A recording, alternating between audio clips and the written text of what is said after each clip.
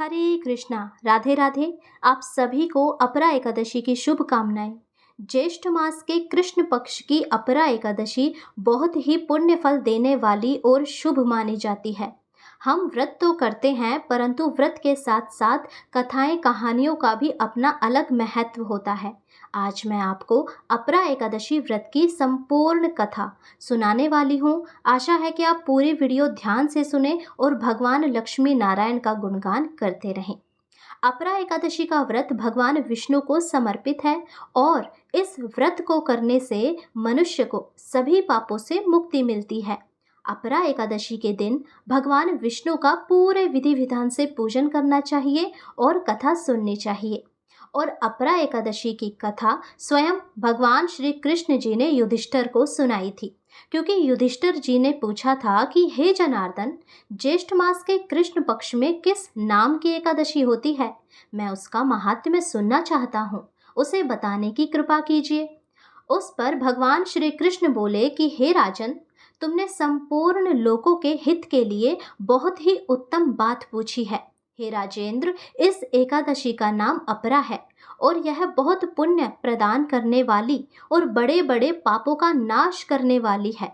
ब्रह्म हत्या से दबा हुआ, गोत्र की हत्या करने वाला, गर्भस्थ बालक को मारने वाला, पर निंदक तथा पर स्त्री लंपट पुरुष भी अपरा एकादशी के सेवन से निश्चित रूप से पाप रहित हो जाता है। जो झूठी गवाही देता है, माप तोल में धोखा देता है, बिना जाने ही नक्षत्रों की गणना करता है और कूटनीति से आयुर्वेद का ज्ञाता बनकर वैद्य का काम करता है, ये सब नरक में निवास करने वाले प्राणी हैं। परंतु यदि अपरा एकादशी का सेवन किया जाए तो ये सब पाप रहित हो जाते हैं।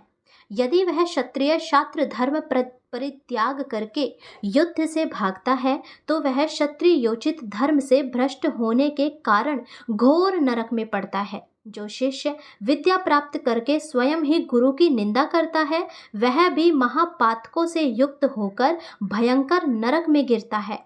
किंतु अपरा एकादशी के सेवन से ऐसे मनुष्य भी पापों से रहित हो जाते हैं। माघ में जब सूर्य मकर राशि पर स्थित होते हैं तो उस समय प्रयाग में स्नान करने वाले मनुष्य को जो पुण्य प्राप्त होता है, या फिर काशी में शिवरात्रि का व्रत करने से जो पुण्य प्राप्त होता है, और गया में पिंडदान करके पितरों को तृप्ति प्रदान करने वाला पुरुष जिस पुण्य का भागी होता है, बृहस्पति के सिंह राशि पर स्थित होने पर गोदावरी में स्नान करने वाला मानव जिस फल को प्राप्त करता है, और बद्रिकाश्रमी यात्रा के समय भगवान केदार के दर्शन से तथा बद्री तीर्थ के सेवन से जो पुण्य फल उपलब्ध होता है, तथा सूर्य ग्रहण के समय कुरुक्षेत्र में दक्षिणा सहित यज्ञ करके हाथी, घोड़ा और सुवर्ण दान करने से जिस फल की प्राप्ति होती है, अपरा एकादशी के सेवन से भी मनुष्य वैसे ही फलों को प्राप्त करता है। और अपरा को उपवास करके भगवान वामन की पूजा करने से मनुष्य सभी पापों से मुक्त हो जाता है और अंत में वैकुंठ धाम को जाता है। युधिष्ठिर जी ने ये सब सुनकर कहा कि हे जनार्दन, अपरा एकादशी का सारा महात्म्य तो मैंने सुन लिया, अब ज्येष्ठ मास के शुक्ल पक्ष में कौन सी एकादशी आती है? तो श्री कृष्ण जी मुस्कुराए और बोले, ज्येष्ठ मास में निर्जला एकादशी आती है, जो कि ज्येष्ठ मास के शुक्ल पक्ष की एकादशी है।